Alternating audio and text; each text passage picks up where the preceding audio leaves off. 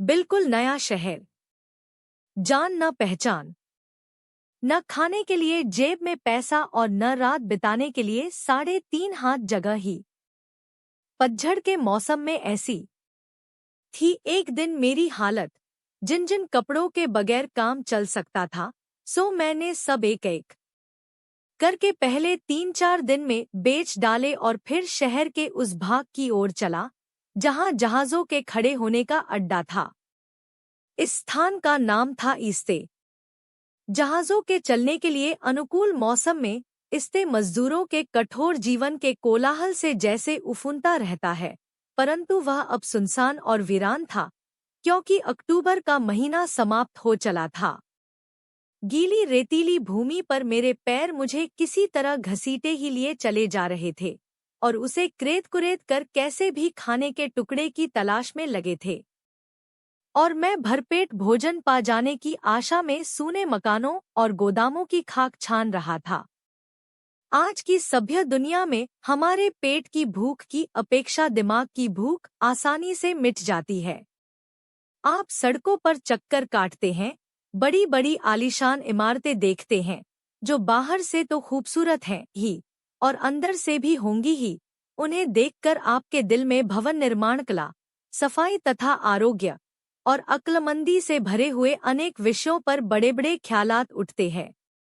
निहायत सफाई और सलीके से पहने ओढ़े शरीफ लोग आपको राह चलते दिखाई देते हैं, जो बड़ी होशियारी से आपकी अपनी असली बुरी हालत को देखकर भी नहीं देखते और शाइस्ता तौर से आपसे नजर बचाकर चल देते हैं।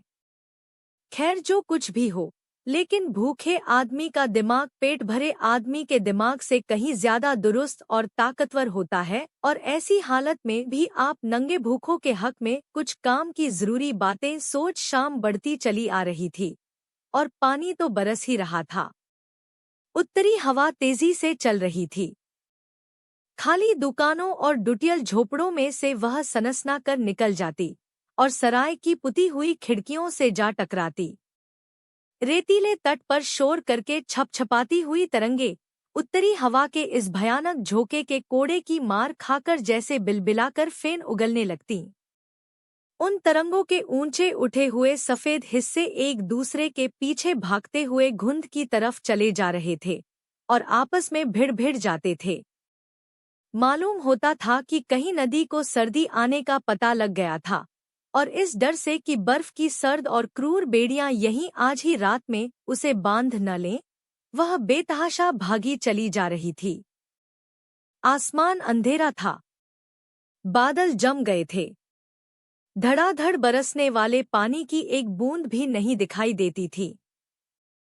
एक उल्टी हुई डोंगी, जो अंधड़ द्वारा खूब झकझोरे गए बेंत की जड़ से बंधी हुई थी, मेरे चारों तरफ फैली हुई प्रकृति की इस मौत की सी भयानकता को और भी बढ़ा रही थी। यह उल्टी हुई डोंगी और झकझोरे गए पेड़, सारा का सारा दृश्य वीरान और सुनसान था, मौत की तरह मरा हुआ और डरावना, और आसमान के आंसू रोके न रुकते थे। सब कुछ उजड़ और म्लान, निर्जीव, केवल मैं ही जीता था, लेकिन मेरे लिए भी सर्दी मौत बनकर निगलने के लिए खड़ी थी। तब मैं 18 बरस का था। कितनी प्यारी अवस्था होती है यह। और उस ठंडी और गीली रेती पर मैं चलता ही चला गया। कंपी मेरे दांत बज रहे थे, जैसे भूख और ठिठुरन का स्वागत कर रहे हों। मैं कुछ खाने की तलाश में बड़ी सतर्कता के साथ एक खाली पेटी को खखोड़ था कि यकायक उसके पीछे मुझे पानी से तरबतर एक औरत अपने झुकते हुए कंधों को मजबूती और मोह से पकड़े हुए जमीन से चिपटती दिखाई पड़ी। मैं जाकर उसके पीछे खड़ा हो गया और देखने लगा कि वह कर क्या रही है। उन पेटियों के नीचे रेती में वह अपने हाथों से ही गड्ढा खोद रही थी। मैं उसके और नजदीक सरक आया और बोला, यह क्या कर रही हो? वह चीख पड़ी और हड़बड़ाकर खड़ी हो गई।